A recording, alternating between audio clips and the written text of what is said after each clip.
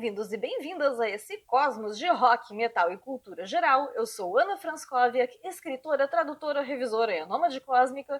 E qual é a chance de uma então jovem aspirante a escritora e ouvinte de metal se tornar grande fã do nosso tema do Discografando de hoje? Bora pro vídeo, que assunto não nos falta. Kim Bendix Petersen nasceu em Copenhague em 14 de junho de 1956 e de 74 a 76 fez parte de uma banda chamada Brainstorm. Posteriormente, passou a cantar no Black Rose, onde começou a misturar música e temáticas de horror. Mais tarde ainda passou ao The Bratz, onde conheceu Hank Shermann. Os dois colaboraram com Danger Zone, projeto do Michael Danner, que também contava com o Timmy Hansen, até que em 1980 formaram o Mercyful Fate com o Kim Russ.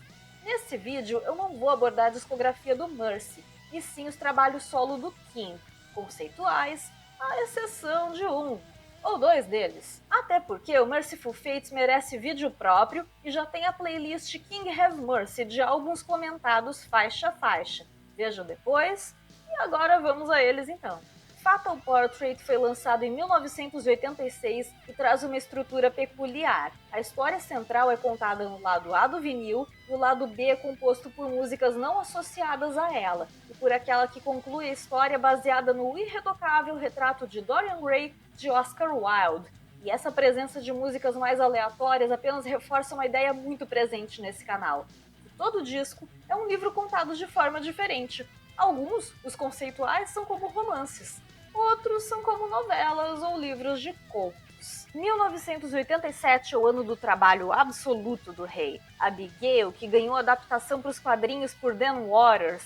A arte é de Damian Vorm e, sinceramente, ela me lembra muito o trabalho de uma das minhas artistas gráficas favoritas da atualidade, a Abigail Larson. Mas foco na história. Temos aqui cenários e elementos clássicos do terror, que podem ser entendidos de modo literal ou simbólico. Casas assombradas, espíritos inquietos, rituais, ordens misteriosas e relações familiares conturbadas. De modo bem resumido, Jonathan LaFay é um herdeiro que veio receber um casarão deixado por um parente meio peculiar e vai herdar muito mais que essa casa, seja por destino, hereditariedade, seja pela teimosia diante do conselho para ir embora.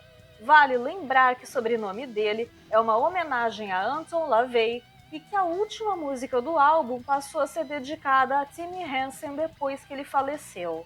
Em 1988, algo literalmente grandioso acontece, com direito à continuação em 1989, que na minha humilde opinião mereceria uma parte 3. Eu me refiro a Damn, que foi sucedido por Conspiracy. Os dois álbuns contam a história de uma família meio peculiar, para dizer o mínimo, composta por mãe, filho e filha, que de repente recebe a avó que estaria de férias num lugar distante.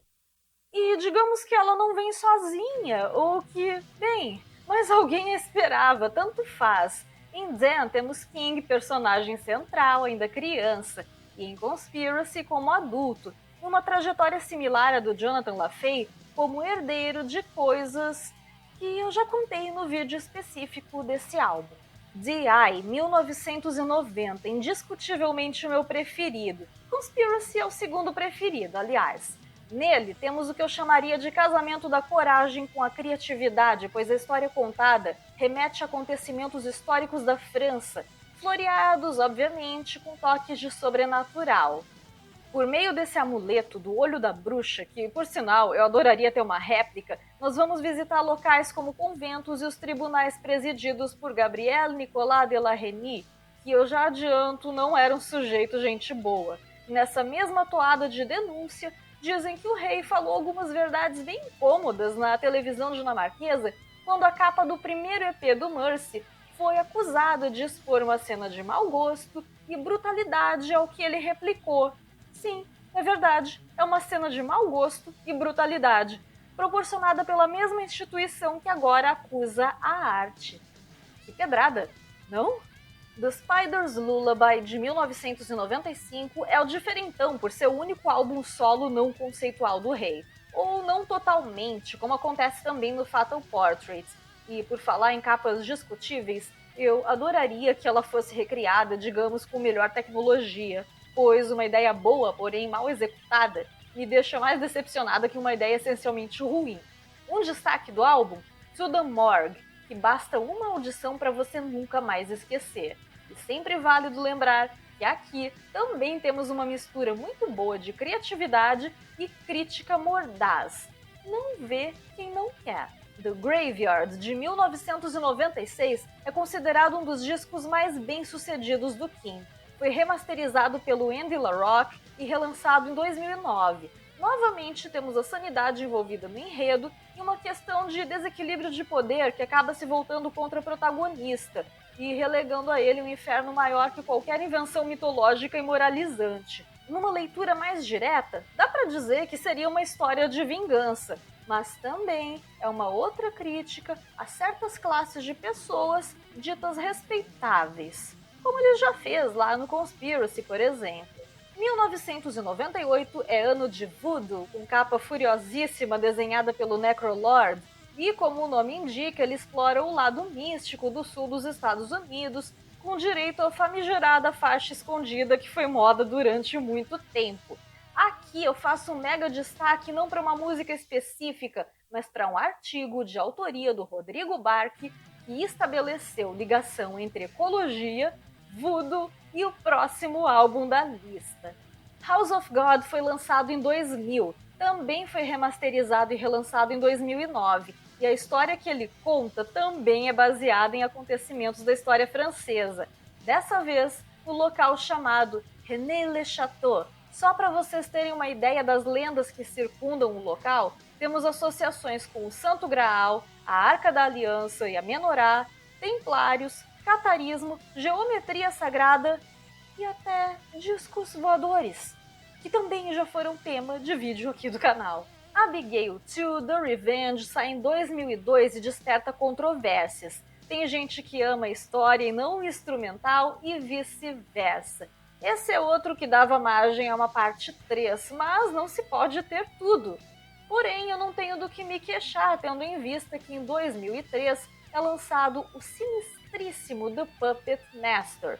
Dessa vez, o King nos leva para a Hungria de 1700, onde um jovem casal vai assistir a uma apresentação de bonecos durante o Natal, e o resto eu vou contar em um outro vídeo. 2007 é a vez de Give Me Your Soul, Please. E se você já achou Puppet Master medonho o bastante, saiba que o seu sucessor foi baseado em fatos. De qualquer modo, The Institute, que seria lançado em 2022, teve seu lançamento postergado, mas nós tivemos uma amostra de alto nível em 2019 com o single Masquerade of Madness.